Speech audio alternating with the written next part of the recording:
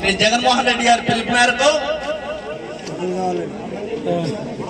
జై జగన్ జై జగన్ ప్రజా వైద్యం ప్రజా వైద్యం ప్రజా వైద్యం ప్రజా వైద్యం ప్రజా వైద్యం ఇచ్చినటువంటి ప్రభుత్వానికి విద్యా వైద్యం అనేటువంటిది ప్రభుత్వం యొక్క బాధ్యత. ఆ ప్రభుత్వం ఈ బాధ్యతల్ని తప్పుని బాధ్యతల నుంచి తప్పుకోవాలని చూస్తుంటే ఖచ్చితంగా ఇది ప్రజల యొక్క హక్కు. ఇది విద్య వైద్యం అనేటువంటిది ప్రజల హక్కు. ఆ హక్కును కాపాడటం కోసం మేమందరం కూడా వైఎస్ఆర్ పార్టీ తరఫు నుంచి మేము దీన్ని బాధ్యత తీసుకున్నటువంటి జగన్మోహన్ రెడ్డి గారు ఇచ్చినటువంటి పిలుపు మేరకు ఈరోజు మెండపేట నియోజకవర్గంలో 60,000 సంతకాలతో కూడినటువంటి ప్రతుల్ని ఈవేళ అమలాపురం పార్టీ ఆఫీస్కి పంపించేటువంటి సందర్భంగా ఇక్కడ ఒక విషయాన్ని మాత్రం మీ దృష్టికి తీసుకొస్తున్నాను.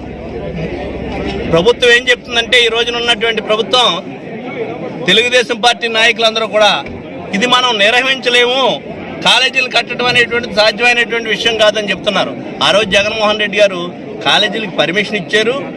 ఆ కాలేజీలను ఒక 7 కాలేజీలు కొంతవరకు పనులు పూర్తయినటువంటి సందర్భం ఉంది. దీనికి ప్రతి కాలేజీకి కూడా 50 ఎకరాలు 60 ఎకరాలు 100 ఎకరాల స్థలాన్ని కూడా సేకరించడం జరిగింది. ఇది దీనికి అయ్యేటువంటి ఖర్చు 8,500 కోట్లు. 8,500 కోట్ల రూపాయలు ఖర్చు పెడితే వేల కోట్ల రూపాయలు విలువ చేసేటువంటి ఆస్తి ప్రభుత్వానికి ఉంటుంది.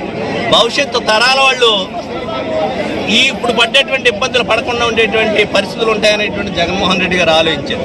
అయితే ఈరోజు ఇంత డబ్బు ఖర్చు పెట్టలేమని చెప్తున్నటువంటి ఈ ప్రభుత్వం ఈ రోజుని తెలుగుదేశం ప్రభుత్వం 2,50,000 నుంచి 3 లక్షల కోట్ల రూపాయలు ప్రతి సంవత్సరం బడ్జెట్ పెడుతున్నారు.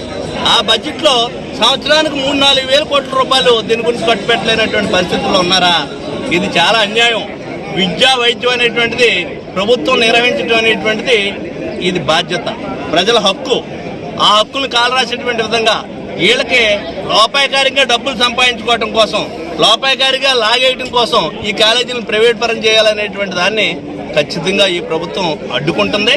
అడ్డుకుని తీరుతామనేటువంటిది మరొకసారి తెలియపరుస్తూ, ప్రభుత్వం అనేటువంటిది వ్యాపార సంస్థ కాదు.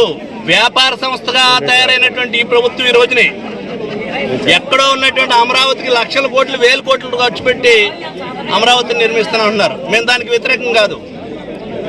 కానీ రాష్ట్రంలో ఉన్నటువంటి 5 కోట్ల జనాలకు కావాల్సినటువంటి విద్యా వైద్యం అనేటువంటిది, పేదవాడికి సంబంధించినటువంటి విద్యా వైద్యం అనేటువంటిది, దీన్ని వ్యాపారం చేసేటువంటి విధంగా దీన్ని మనం నిర్వహించలేమని చెప్పడం అనేటువంటిది ఈ ప్రభుత్వం సిగ్గుపడవలసినటువంటి పరిస్థితి అనేటువంటిది తెలియపరుస్తూ, ప్రభుత్వం యొక్క మెడలు వంచైనా సరే ఈ హాస్పిటల్స్ని కాలేజీలని దక్కించుకుని తీరుతాం, ప్రజల పక్షానే పోరాడతాం అనేటువంటిది మరొకసారి